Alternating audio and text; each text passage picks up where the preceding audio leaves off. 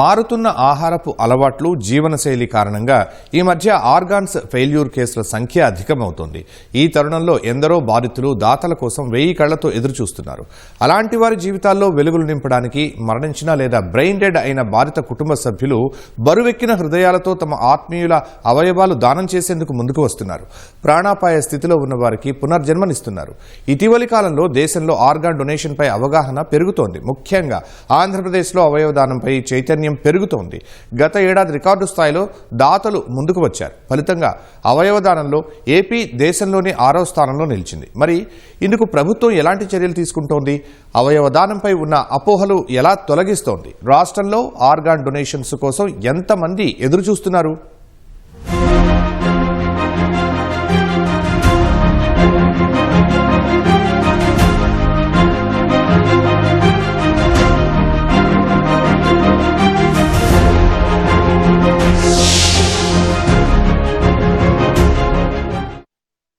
అన్ని దానాల కన్నా అవయవదానం మిన్నా అంటారు. అందుకు కారణం మరణించిన లేదా జీవన్మృతులైన ఓ వ్యక్తి సుమారుగా 8 మంది జీవితాల్లో వెలుగులు నింపుతాడు. బాధిత కుటుంబ సభ్యులు తీసుకునే ఆర్గాన్ డొనేషన్ నిర్ణయం ఎన్నో కుటుంబాల్ని చీకట్ల నుంచి బయటపడేస్తుంది. అంత కీలకమైన అవయవదానంపై కేంద్ర రాష్ట్ర ప్రభుత్వాలు కొన్నాళ్లుగా అవగాహన కల్పిస్తున్నాయి. ఈ నేపథ్యంలో రాష్ట్రంలో అవయవదానం చేసేందుకు చాలా మంది కుటుంబ సభ్యులు ముందుకొస్తున్నారు. గతేడాది రికార్డు స్థాయిలో అవయవదానాలు జరగడమే ఇందుకు నిదర్శనం. ఫలితంగా దేశంలోనే ఏపీ 6వ స్థానంలో నిలిచింది.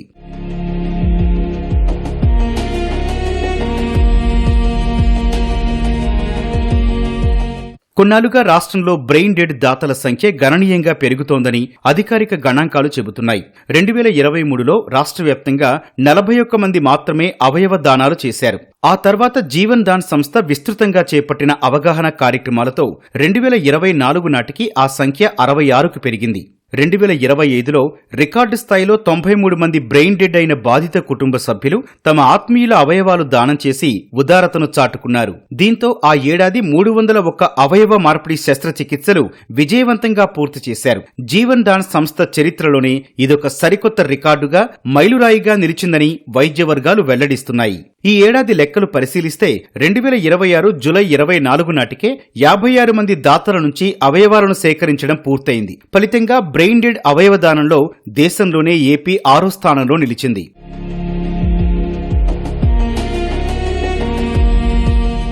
రాష్ట్రంలో వేలాది మంది బాధితులు తీవ్రమైన అవయవ వైఫల్యంతో బాధపడుతూ అవయవ దానం కోసం ఎదురు చూస్తుండటం ఒకంత ఆందోళన కలిగిస్తోంది. జీవన్ దాన్ సంస్థ విడుదల చేసిన గణాంకాల ప్రకారం 2026 జూలై 1 నాటికి రాష్ట్రంలో 5839 మంది బాధితులు వివిధ అవయవాల కోసం నమోదు చేసుకున్నారు. వారంతా ఆస్పత్రుల్లో నరకయాతన అనుభవిస్తున్నారు. కొందరైతే తీవ్ర అనారోగ్యంతో ప్రాణాపాయ స్థితిలో కొట్టుమిట్టాడుతున్నారు. అలాంటి బాధితులకు బ్రెయిన్ డెడ్ అయిన వ్యక్తుల కుటుంబాలు తీసుకునే నిర్ణయాలే వారి జీవితాల్లో ఆశాకిరణాలు. ఒకవైపు మరణం తలుపు తడుతుంటే మరోవైపు అవయవదానంతో ఆదుకోవడం బాధితులకు పునర్జన్మనివ్వడమే. అందుకే ఆర్గాన్ డొనేషన్స్ పై అవగాహన కల్పించేలా రాష్ట్ర ప్రభుత్వం చర్యలు తీసుకుంటోంది. దీంతో రాష్ట్రంలోని ఆస్పత్రుల్లో అవయవ మార్పిడి శస్త్రచికిత్సల సంఖ్య పెరుగుతోంది. జీవన్ దాన్ కల్పిస్తోన్న చైతన్యం వల్ల అనేక కుటుంబాలు ఇతరుల ప్రాణాలు కాపాడేందుకు ముందుకొస్తున్నాయి. వైద్య రంగంలో వస్తోన్న మార్పులు, సాంకేతికత వల్ల అవయవ సేకరణ ప్రక్రియ, మార్పిడులు కూడా సులభమవుతున్నాయి.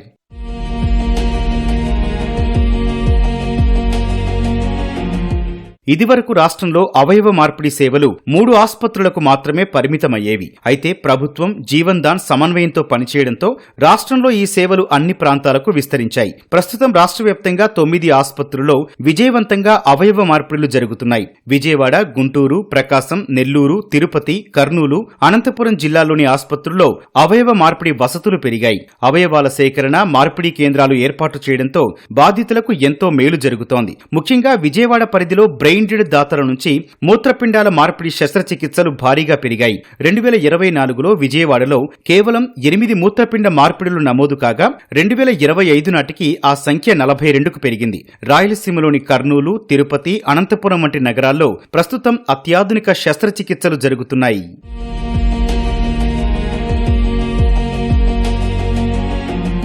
రాష్ట్రంలో ఏ అవయవాల కోసం ఎంతమంది నమోదు చేసుకున్నారనే లెక్కలు ఒకసారి చూస్తే అధికారిక లెక్కల ప్రకారం కిడ్నీ బాధితుల సంఖ్య అధికంగా ఉన్నట్లు తెలుస్తోంది. మొత్తం 5,000కు పైగా బాధితుల్లో ఎక్కువగా మూత్రపిండాల కోసమే 3,715 మంది దాతల కోసం ఎదురుచూస్తున్నారు. కాలేయ వైఫల్యంతో బాధపడుతున్న వారు 2,900 మంది ఉన్నారు.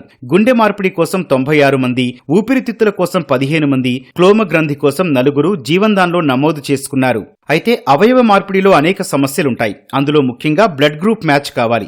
బాధితులు అత్యధికంగా ఓ బ్లడ్ గ్రూపునకు చెందిన వారు 2,600 మంది ఉన్నారు. సాధారణంగానే ఈ బ్లడ్ గ్రూప్ ఉన్నవారు తక్కువగా ఉండటంతో బాధితులకు అవయవాలు దొరకడం కష్టంగా మారింది. బి గ్రూప్ 1,721 మంది, ఏ గ్రూప్ 1,179 మంది, ఏబీ గ్రూప్ 339 మంది బాధితులు అవయవాల కోసం ఎదురు చూస్తున్నారు. ఈ క్రమంలో కిడ్నీ, లివర్ వ్యాధులు ముదిరిపోవడంతో డయాలసిస్ పై ఆధారపడుతున్నారు. సరైన సమయంలో అవయవాలు దొరక్కపోవడంతో ప్రాణాలు కోల్పోయిన వారు కూడా ఉన్నారు. ప్రపంచంలో ఇండియా 3rd ప్లేస్లో ఉంది ట్రాన్స్ప్లాంటేషన్ చేసే లిస్టులో. కానీ మనం 90% ఇంకా లైవ్ ట్రాన్స్ప్లాంటేషన్స్, అంటే రక్త సంబంధికుల నుంచి మాత్రమే మనం ట్రాన్స్ప్లాంటేషన్స్ జరుగుతున్నాం. ఆర్గాన్ డొనేషన్స్ అనేవి ఓన్లీ 10 to 20% మాత్రమే జరుగుతున్నాయి. బట్ రీసెంట్గా మన గవర్నమెంట్ కోసం చాలా కేర్ తీసుకుంటుంది ఇలాంటి అవగాహన కల్పించడం కోసం.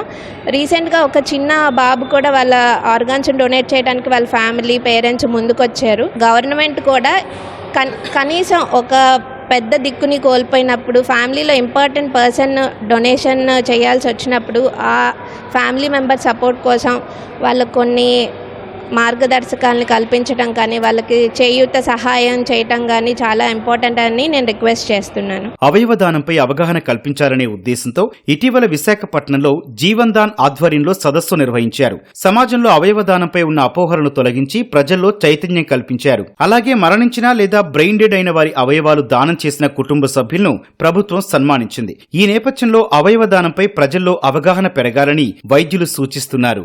ఆర్గన్ డొనేట్ చేసిన వాళ్ళకు కూడా మనం ఎంతో ధన్యవాదాలు చెప్పుకోవాలి. ఎందుకంటే అంత ఈజీ విషయం కాదండి. వాళ్ళు ఒకరిని కోల్పోయి ఆ బాధలో ఉన్నప్పుడు వాళ్ళ ఆర్గన్స్ డొనేట్ చేయాలి అని ఒక ఆలోచన వచ్చిందంటేనే అదొక పెద్ద గొప్ప మనసుని మనం కోరుకోవాలి అని నేను అనుకుంటున్నాను.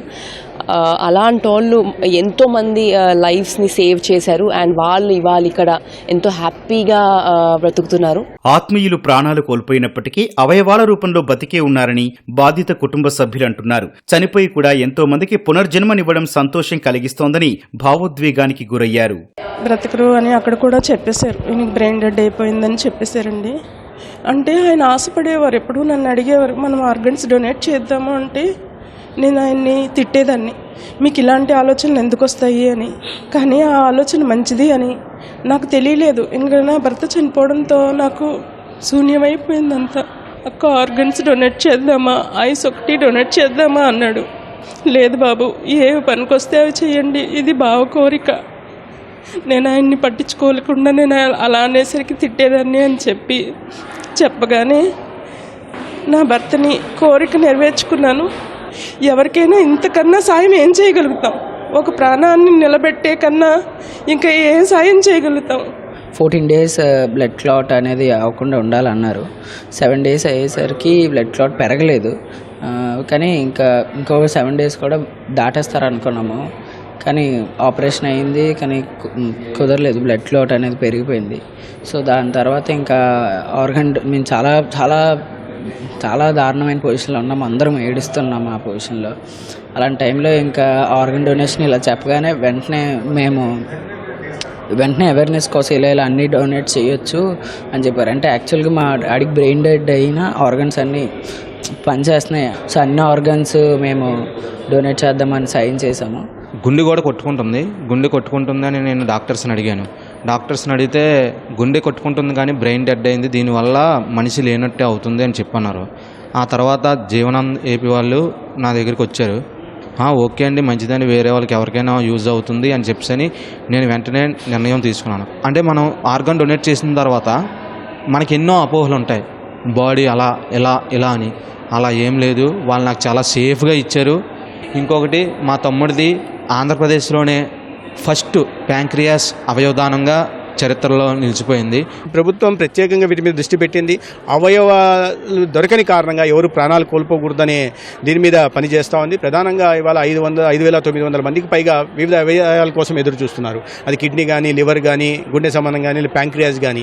అయితే ఆ స్థాయిలో అవయవదానం చేయడానికి ముందుకు రాని నేపథ్యంలో ఇవాళ అవగాహన కల్పిస్తున్నాం. ఈ పార్థివ దేహాన్ని గౌరవప్రదంగా తీసుకెళ్లడం, అవయవదానం చేసిన వారు ఎవరైతే ఉన్నారో వారి తీసుకెళ్లడం, ఆ జిల్లా స్థాయి అధికారి అంటే కలెక్టర్ కానీ తర్వాత స్థాయిలో ఉంటున్న వారు కానీ అంత్యక్రియల్లో పాల్గొనేలాగా ఇవ్వడం, తద్వారా ఆ కుటుంబానికి గౌరవం ఇవ్వడం.